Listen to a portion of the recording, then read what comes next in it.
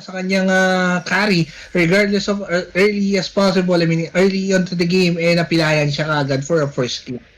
Pero nakakuha naman siya ng pangpagaling na kanyang paa kaya nakakatakbo na rin ulit siya. So di na siya pilay. Oy, lockdown na agad the Freya. Okay, sige. We got the opportunity to take this one. Magi-snowball sila dapat sa early. And this is a glass cannon for Super Chad. But at the same time, sobrang laki na capability to clean up the crew of our barangay Tatalon men, and they also have a good frontline, another one for Phobius for suit para magkaroon sa tagapil, tapos andyan pa yung Etot Kaka. Sobrang dami men, pero interesting to Kadya para kay Pew Pew. They want to lock down either si Brody or ito si Freya para madali na lang mapatay. Actually, pwede nga rin nilang i-lockdown si Matilda pag once na gumamit ng Circling Eagle dito. Men, walang kawalayan. Pag umikot, at least, madali nilang mapaparish agad-agad yung Matilda dahil squishy lang naman yung ROM na yan. But yeah, I would still give a little bit of benefit to the doubt kay para nating Super Chad kasi the last time he used the Freya, talagang nagwalis talaga siya. Talagang pinakita niya kung sino talaga siya. The same thing, parang nagkakapareha sila ng playstyle nga ni Jake the Dog when it comes to this type of champion. The lapu-lapu, in a way, si parang Jake the Dog, expertise level niya, that part is very high. And the same thing is can say to Super Chad when it comes to the Freya. But yeah, it will really boil down to their executions ng ating barangay Tatalon, no? To at least secure this win and move out para sa ating grand finals na mayroong tsansa na makakanalo at makasungkit ng 50,000 pesos. Yes sir, pero kailangan pa nila muna may secure ito para makuha yun. At nandiyan pa rin yung danger na possible game win pa for Barangay Rojas at to extend the series into the game 5 nga mga tol. So very standard lang maliban dito sa dalawa, sila Jake the Dog and 02 na mainit agad ang paluan nila. And 02 since mas makunachi siya against Lapu-Lapu, mas nakakapag-bully siya against dito kay Jake the Dog. But when level 2 comes in, makakabawi naman din siya in a sense. And Jamin also ang okay, so interesting pala ginamit dito si Dahlia Barde ang mid na Matilda and another gamit para gumamit ng mid na Matilda plus Dahlia Barde for the roam or possible na Dahlia Barde ang mid or basta't magkasama yung dalawa na yan Coach Taz. So kayo lang din namin napansin na sobrang dami nilang set potential. So pag napa-workout dito ng maganda, sobrang daming sustain, sobrang daming crowd control kaya ang hirap for the squad of our red team na makatakas. Mukha yatang bibigyan nila. Dito yung Phobius, paaga pa. Ang Barbe, mga kaibigan, the flicker will be there with the enough in damage as of now. Very unfortunately for them. And ang ating parang si 02 ay makakatakas naman into safety. The only problem is this right now, pare ko, doon sa sinabi mo, yung ating Matilda, like what I've said, mas pagiging beneficial kung ito yung mahuhuli nila doon sa ultimate ng isang what you call this, Kaja Kasi that's a mid lane for you, pare ko, na magbibuild ng mage build. So, nandun yung factor na mapipilayan agad-agad ng mas malaking value dahil nga si Dahlia Barde ay nakahawak dito ng gatot at yung ating Phobius ang ating explainer dito. The problem rin naman para sa side ng ating Tatalon is dahil nga mid mage na Matilda to, yung sustainability niya malaki din. True. Saka isa pa, ang magiging focus damage din dito ng Barangay Rojas is they got the Super Chad, siya ang magiging funnel nila o basically snowball. At syempre, andyan pa rin si Bro dito provide additional support at it can just go interchangeable. But umiikot na, Jake the Dog, bravest fighter, but kinaldagan. Nako po, kinaldagan talaga, napilayan agad. Dog, ang pinakaunang bagay na makikita natin sa larong ito ay ang unang patak ng dugo. But it's a 1-for-1 trade, mababawi pa lang. Kakuha pa nga, di ba rin natin Super Chad yun at nakaligtas pa si Jamin sa kanya kamatayan doon sa skirmish na yon. Meanwhile, habang nangyari yon, nakakuha naman sila ng ating turtle dito. Kinukuha naman na ng ating barangay Tatalon yung purple buff ng ating barangay Rojas. At nakakuha na nga ng buffs na kailangan ni Jayford Blades and they're able to deny si Super Chad. But di naman masyad niya kailangan ng isang purple buff kasi mas kailangan niya yung orange buff to deal that additional more damage and burn of course. Kaya mas yun ang ipaprioritize niya. J4 Blades got all of the purple buff as of now sa ating mapa at tatanggapin na lang super chat doon, but it's okay. Again, hindi naman siya masyado reliant sa purple buff, ang napaka-reliant siya sa kanyang mga basic attacks. Yun yung kailangan niyang ibigay in order provide the damage kaysa sa mga sustainability ng kanyang mga skills. So overall, it's not that bad for Barangay Rojas, and they are trying to set up something naman at least, pero hindi ko naman masasabi kung magiging enough ba ito kasi naka-ready din agad yung Barangay Tatalon eh. Oo, matangop. Kadyan huli ang isa. Hindi ila papunta sa mga kasama, pero dalawa pa rin nandun. Hindi respect. Kunat. Yung ating isa dyan rin sa may backline, pero hindi rin sapat yung damage niya. May vengeance pa to sustain yourself. At pakakatakbo pa naman si Dalia Verde, pero mukha yatang gumugos sa super chat. Ginamit na yung kanyang palakol. Kasama ng kanyang kalasang, mga kaibigan, inangat na kalasang, mahuhuli si Jake the Dog na naman at mabibigyan. Nako, hulit na dogs out, mukhang kinulong na sa hawla niya. Hindi na mukhang naitali na rito yung Asos, hindi masyado nakapagwala Coach Tagman. Kaya that is quite bad. At I think medyo pilit yung flash na yun, nagharap talaga siya ng flanking, pero hindi niya din masyado naisip na ay ang dami pa pala dito, wala pa tayo masyado nag-trade off for our team. So that is a little bit of mistake din, or dapat siguro nag-reset na lang din siya. Wala sila masyadong i-contest pa as of now. Ito, Turtle meron na, so they have the information na nag-rotate agad dito ang Barangay Rojas, but let's see if they're going to pull the trigger, or ito si Pew Pew ay madedelikado with the ultimate. Nako, mga hila doon pero wala man lang follow up. Nag-port memory. Once again, have the kill, pare ko. Habang si paring Super Jen naman, ang ititikawin nyo na lang dito ay ang turtle buff. That's an event, I mean, a big, lift na naman sa gold doon, pare ko. 2K gold na ang na-accumulate ng ating Barangay Rojas. Oh my God, ang huge ang early startup na to. And Ainel once again getting the kills. 2-0 na siya. And that is a good start. Huge leap for that Brody man. And Jello mukhang kailangan pa niya ng ample time talaga para makapag-farm. At tignan mo, ang early na pag-distract ng tower doon sa bandang taas. So medyo mahihirapan si Jello na mag-overstep ng konti para lang makapag-farm pa. At ima-mindful din niya kasi na pwede siya mahuli dito ng Matilda or ni Dalia Verde or ng isang Gatot Kaka. Kaya ang dami niyang option. Actually halos wala siyang option at ang daming mga pwedeng magkabig sa kanya katulad dito. Eto na naman yung ating si 02, imbis na tumalon siya gamit ang kanyang ultimate dahil obvious siya yung pinangat ng ating Barangay Tatalon. Pinatatalon na nga yung Barangay Rojas, pero Rojas ito na yung gante dahil nandiyan si Super Chat. Wala na ultimate yung ating Ling ay mapapatakbo na lang yung kanyang 10 of plate, hindi niya masyado na maximize. And fortunately para sa ating Barangay Rojas, napigilan nila yung ragasa ng Barangay Tatalon. Pero nawala pa rin dito si 02, so that is still a little bit of win for Barangay Tatalon na medyo makakabig ng konting ginto at hindi sila masyado mai-snowballan ng ating Barangay Rojas for now. And think to it, 2K pa rin naman, but may naligaw na naman dito. Si Dalia Verde ay mapipick up yata, pero si Jake the Dog yata ang mapapanish dito. Umiikot na ang Matilda. Jamin is beautiful sa kanyang ultimate, pero isang dakdak mula kay Dalia Verde sapat na para mapatay si Jake the Dog, at si 02 nabuhay pa. Grabe naman yung vibe, bro. Yung palitan ng suntokan from these two teams as of now, walang tigil. Ang init. Mainit sa dance floor, pero mukha itong pabackline. Si parang Super Chan, hindi alam yung opportunity or mid lane, makakolapse yung dalawang teams dito. Tempest of Lane, ginamit na ng link, pero wala sa HP. Siya at bibigyan si parang Super Chan habang kuunin niya na rin yung turtle buff dito. Meanwhile, hindi pa tapos ang laban sa gitna dahil nag-aamba pa ang mga membro ng bawat koponan. Tinadyakan ni Brody si Ling and nakaka-create siya agad ng espasyo para hindi siya mahuli. That was the microplays of the Brody, and Ainel once again bringing back that momentum para sa kanila up to this point though. And since ang daming front line, ang daming crowd control, hirap na hirap din ang mga taga Barangay Tatalon kung sino ang kailangan nilang i-focus, kasi kahit gustuhin nilang mag-reach out doon sa pinakabandang likod, hirap na hirap silang mapitas dito si Ainel. Nako, ito na, pumasok na yung ating Circle Eagle. Nako, napakagandang crowd control na binigay doon sa nag-iisang membro. Jello ay wala na ang marksman ng ating Barangay Tatalon. Mukha yatang gusto ng bumawi ng sagad ng ating Barangay Rojas at talaga naman binibigyan ang ating Barangay Tatalon. Hindi pa kami tapos. Hindi pa kayo mananalo. Ika nga dito, hanggat malalim pa ang gabi, hindi pa nag-uumaga, hindi pa tapos ang laban na to.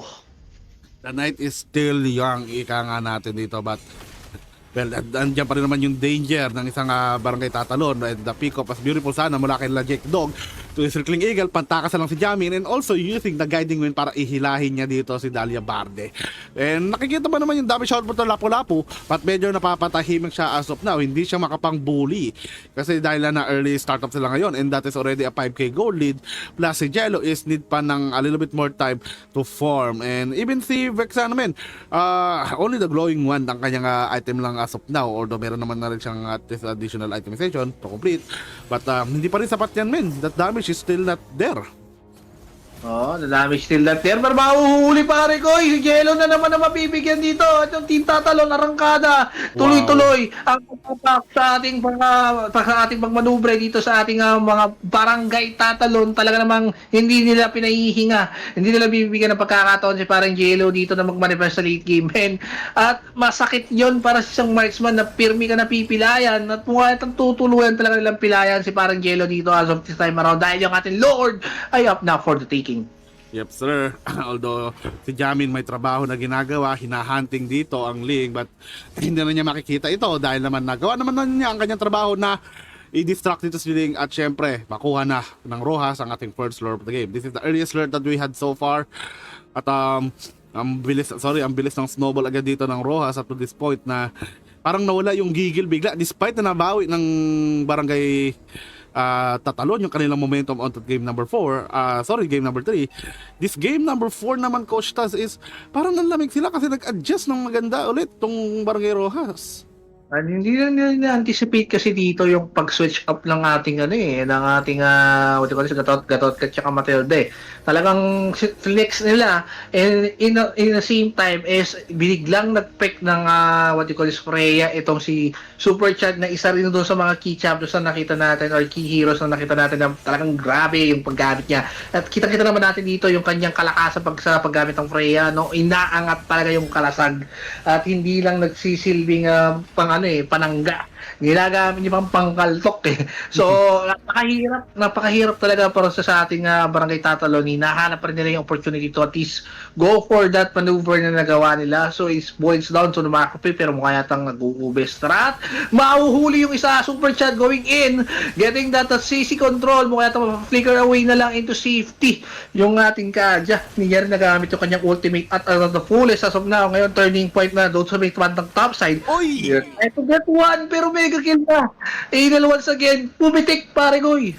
Pumitik at si Lapu-Lapu ngayon ang nagkaroon ng tinik sa kanyang lalamunan. And mukhang tuloy-tuloy pa rin sila dito sa pagrangasaon sa bottom lane. There's still the defense there. Good ulti sana from EG Boy. Pero syempre wala silang supported doon sa clash na yon. So wala silang Jake the Dog. Wala silang masyado damage output, and Jello is still not online. Pero kanina pa online dito si Ainel once again. Kaya once again, is yung Brody niya one of the best that we've seen so far. But at least kahit pa paano nakakakuha ng mga pambawing itemization dito si Ling, building that Berserk Fury, Hasklo, and the si Halberd for himself. Tapos, ito nga lang, yung pagkakaiba ng dalawang marksman natin is Heaven and Earth dahil 3.5 items sabi na natin dito, instead pa 2.5 pa lang, or rather yon 3 item na rin naman si Carry, but hindi pa rin sapat yan, men, kasi ang laki ng kabig dito ni Ainel when it comes to the damage output with the Heptasis Malefic Gun at DHS. And pag once kasi talagang nabigyan talaga, men, pag chromatical talaga yung kalabit ng ating what you call this, ng ating Brody, pero ito lang kakalabit na nga, ginamit naman yung ating by Rekaja, mabibigyan si Jello naman ang nakakuha ng kill dito, at least kahit paano nakakahinga pa ng bahagya itong ating barangay tatalon. Meanwhile, bawas ng isang membro ang ating Barangay Rojas. Alam nila information na possible na nag-lord na, pero yun, nasilip na. At yung ating si Geek na Doc, tatapon lang ng kanyang mga espada. Makikita nga lang si Daniel Javari doon. Tingnan natin kung kukontest pa to dahil it is a 4 versus 5. Umangat ang dalawa. Ayan na si Super Chat, talaga ng mga arakada mo, kaya tang isa at dalawa tutumbay. So sabahan mo ng pangatlo dahil yung Phoebus tataktak na out of the backlight. Satakbo na lang yung ating Kaja habang maiiwan na lang sa GD yung ating Ling at tournament memory once more. Triple kill, 7-0 para sa ating Brody. Oh my, nagwawala na si Brody, pare. Ang lupet dito ni Ainel once again. That Brody is so hot talaga. Sobrang init ang pinapakita niya. Pero si Jay Forbes gagawa ng paraan para makapagdepensa. Pasok na siya. Wala na siya magagawa kasi tatanggapin na lang nila. Naabot tayo sa Game 5. Hindi pa tapos ng bakbakan. Rojas and Barangay tatalon. Aabot tayo sa panghuling round. Grabe men, grabe yung dalawang teams na to. Ibang klase. Best of 5 series at its finest mga chong, dahil ang Barangay Rojas ay puputulin ang pagkakataon ng Barangay Tatalon na makatawid at mapunta sa ating Grand Finals bukas. Ibang klase ang level na pinakita nila ngayon para kay NB. Legit man, pero para ma-set up na natin agad ang ating lobby for the game number 5, magbabalik kami after a short break lang. Kaya dyan lang kayo mga tol.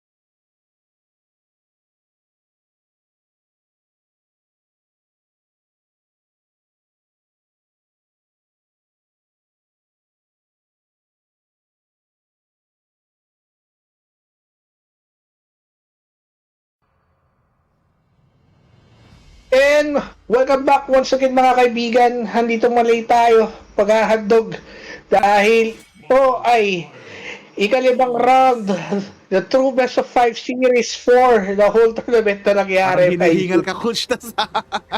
Sabi niya na, ano?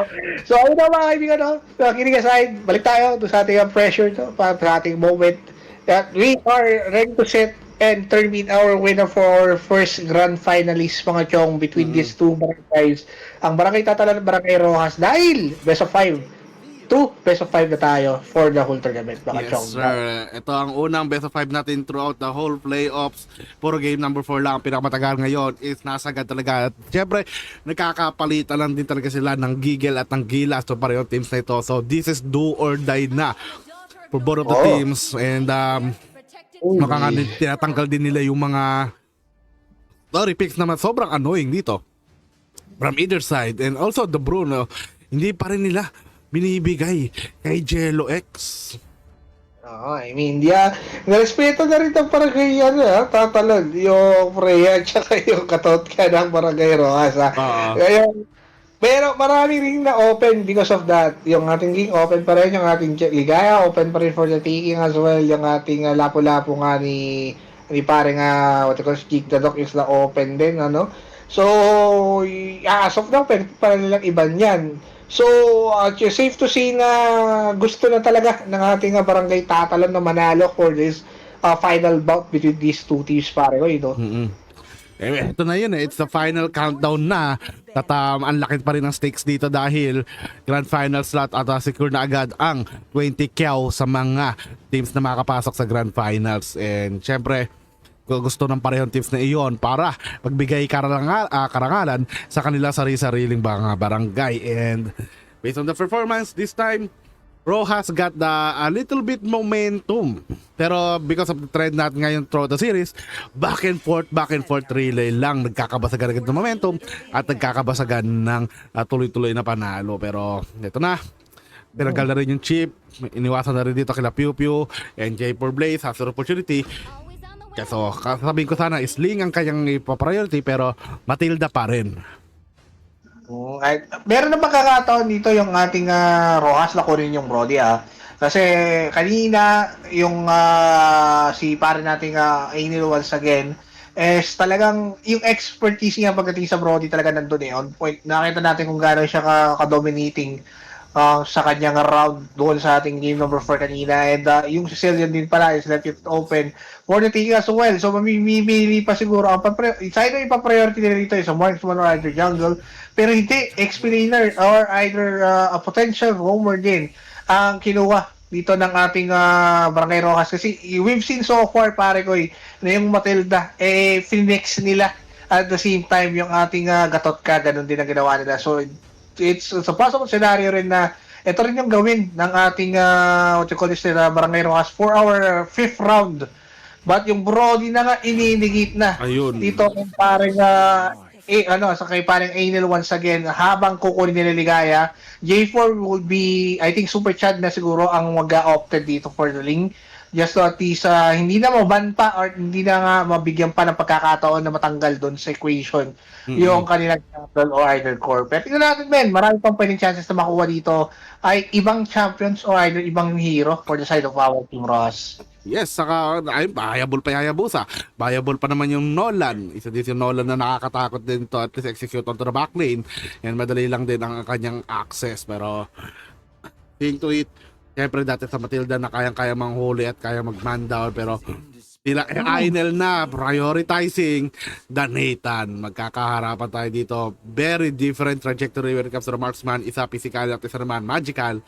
And like we said, Magical tends to leeway na medyo matagal silang mapalakas. Pero once that they're able to do so, the infinite scaling should be there as well.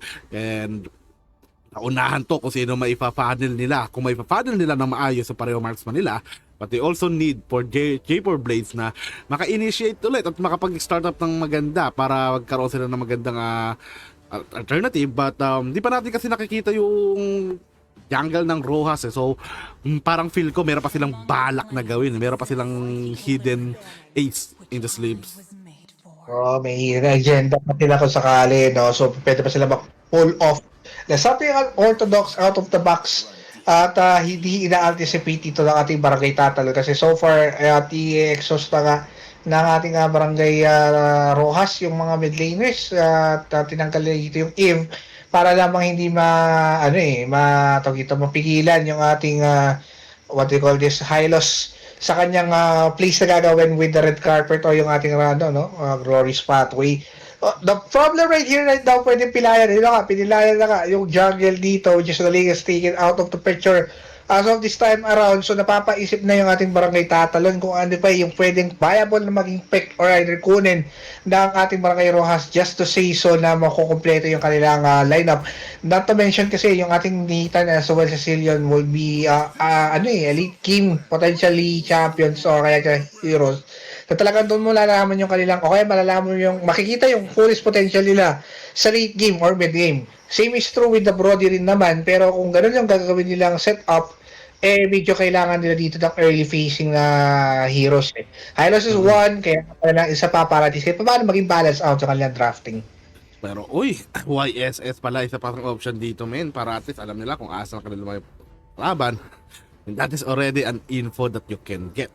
Pero I think assassin pa rin yata ang ipaprioritize dito ng Rojas para makatulong sa kanila to execute down this Joy, especially the Brody, but YSS na rin. So a little bit safe in my opinion ng pick na ito, not that much of a risky, but then again lakas din kasi yung kanyang info gathering para malaman kung saan nagtatago itong mga barangay Tatalon men. Meanwhile, no kaya magiging kasagutan ng barangay Tatalon naman despite the composition na meron tayo dito for our barangay Rojas, babalik ba si Foreman men? Oy no barya, agad ang nilakin dito.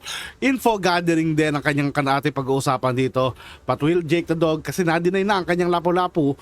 So naghahanap siya ng someone na almost same lang din ang trajectory ng bawat ano na yan. Pero ito na ang hinihintay ng ating mga viewers sa Facebook Live. Amos na ni Jake the Dog ay nilabas na. Tingnan natin kung ito na talaga yung magiging game changer or win condition ng ating barangay Tatalon. Yung ating sagot agad ng Khaled. At medyo nag-worry lang ako sa komposisyon ng Rojas sa QSS Sicilian tapos Nathan pare ko. Medyo malambot yung kanilang dalawang damage output sa kanilang core jungler as well as the marksman.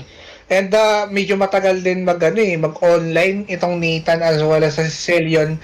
Yung YSS siguro in a while. Sorry na. YSS, ayan, kasi alam mo naman, di ba? Nasanay tayo sa... G-Sanshin, ang ibig sabihin niyan, just in case if you don't know. Ayan. I mean, alam ko naman. Kaso nga, pag hindi kasi parehas lang sila ng abbreviation, isa letter lang yun. Na bago. But yeah, we're gonna be having another one hell of a fight between these two teams mga kaibigan. Ito na ang huling yugto para sa dalawang ito. Sino ang magwawagi? Sino ang magiging luhaan? Malalaman natin yan sa kalipas ng konting saglit mga kaibigan. Mag-ingay tayo dyan sa ating comment section and mag-ingay rin tayo sa ating online venue mga kaibigan. Online? Dahil final.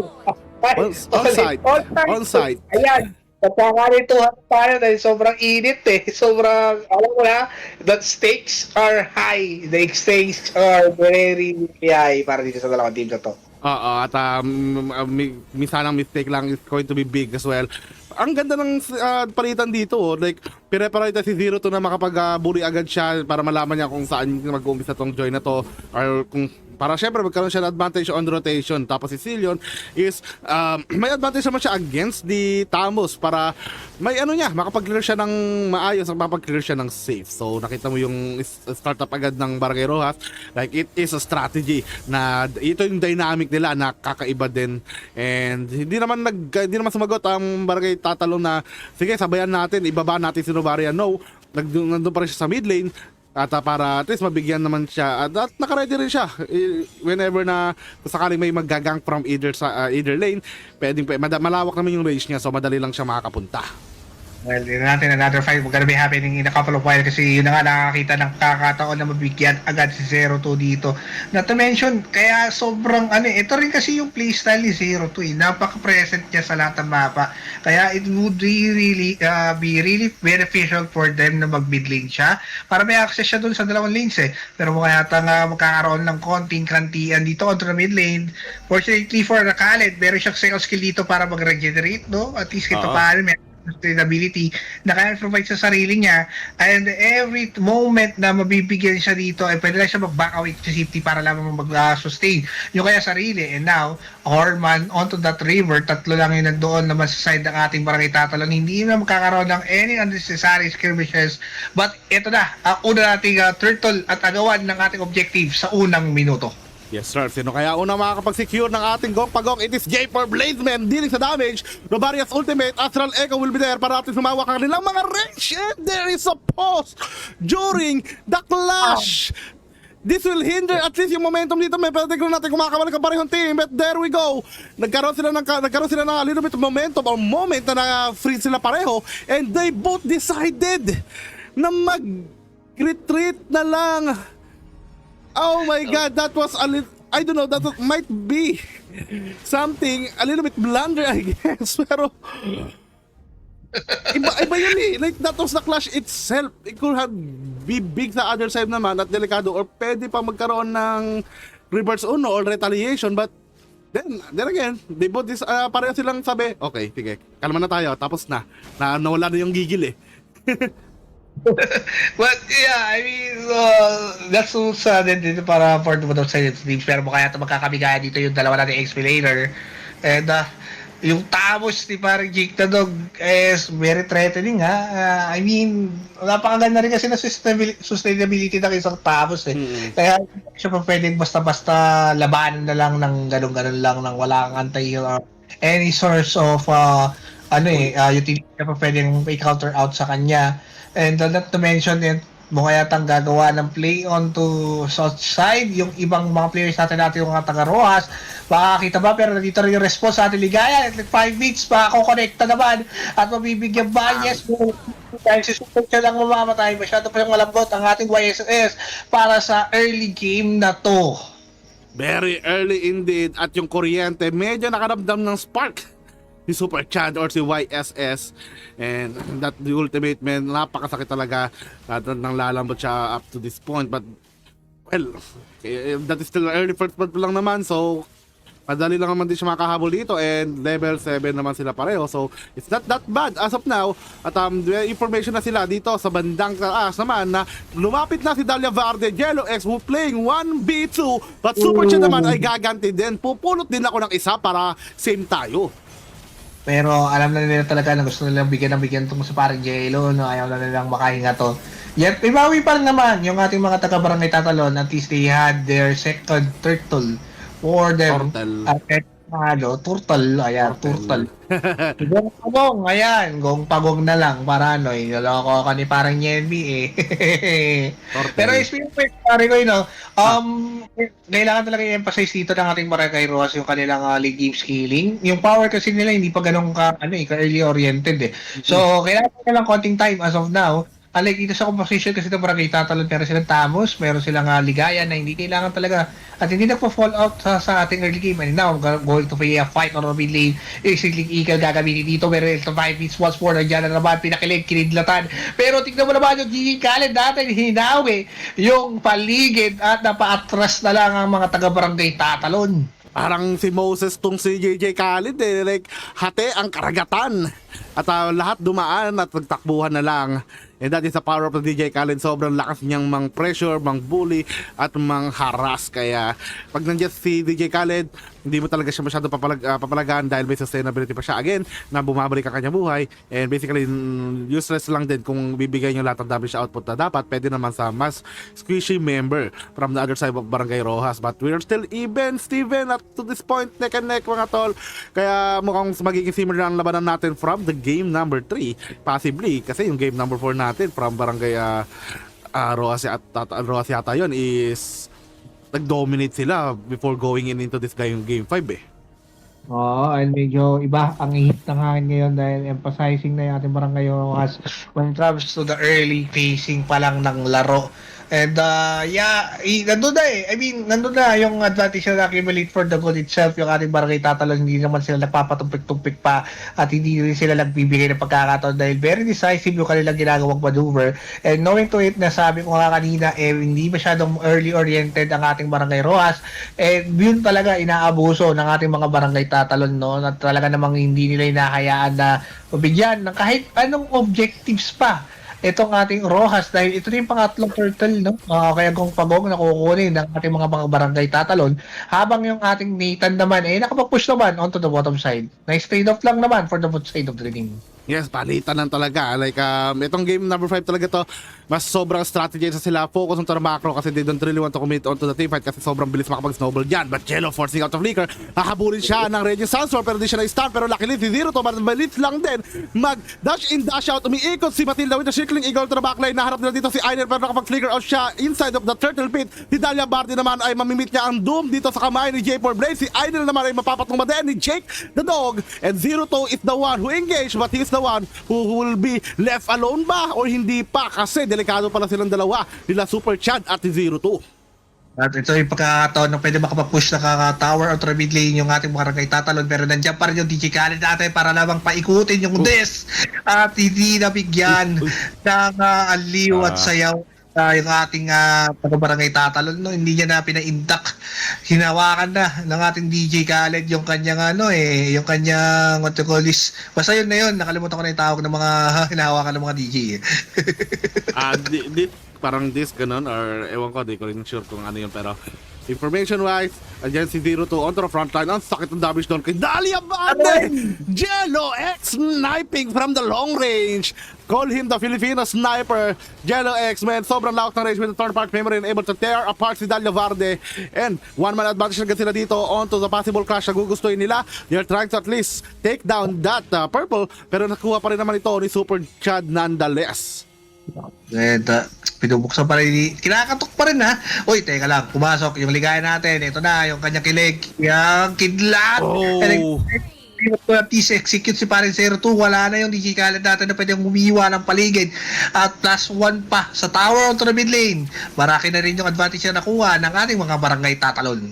And sakto pa, the Lord has already been spawned. But di natin sure kung ano ang gagawin ng parehong teams natin. Are they going to pull it out or magwe-wait na lang muna sila ng ample time bago sila mag-execute or rather mag-execute ang kanilang plano sa ngayon.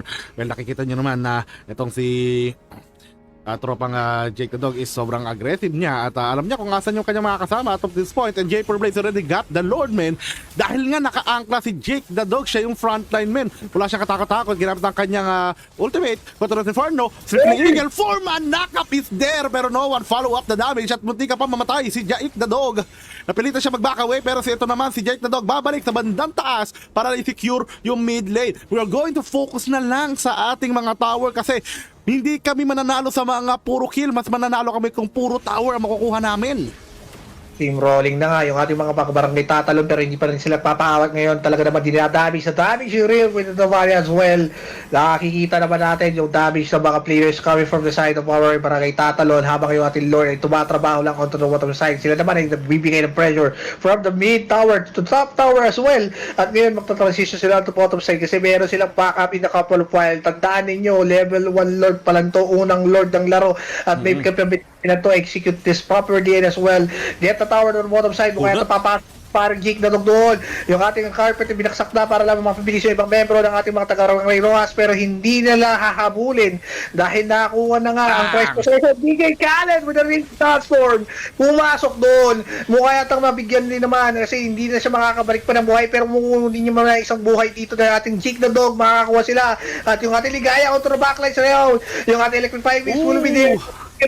Well, palitan ng suntok, palitan ng tirahan at hindi talaga nagpapawat ng dalawang teams pero even pa rin naman yung kanila nakuha 2-2 kills. Actually, it's 3-2 kills in favor ng Rojas pero anong kapalit? Ang tore nila ay wala na sa bottom side. Butasan na ang base ng Barangay Rojas. 1 or 2 more tower to be destroyed. Iyon ang plano ng Barangay Tatalon, men. The spacing of Jello, men, is quite great. Pero ang ganda ng naging call doon from the 0 to na. Sige, ipilit natin to. We can take Jake the Dog. Yes, makunat siya, pero walang makunat sa marami. And kung di mo napansin si Pew Pew, I think naging mas defensive yung kanyang ulti, yung kanyang Circling Eagle. At I don't think na may tinamaan siya kanina. Like, konti na lang, tatamaan sana si Zero to, pero parang nagmintes ng kaunti. So, hindi niya na-maximize sa kanyang ultimate at di siya nakapagbigay ng leeway for Jake the Dog na makatalon papalayo, and of course that sustain was not enough. So, na Barangay Rojas naman is naghaharap din opportunity na makabawi dito at they need to push those bottom lanes kasi tinik sa tagiliran yan, no pun intended, kasi ang ano yun yan like gusto mong gumawa ng paraan sa side lane, sa mid lane, sa tapat na taas, pero hindi mo mapuntahan kasi nga may naanuhan kayo, nadadrag kayo dito ng minion waves ng kalaban mo na butas na nga yung bottom lane nyo. O kahit na nagpapanggap na lag si si DJ Khaled doon, si Zero to kanina, nasa labas ng bush eh.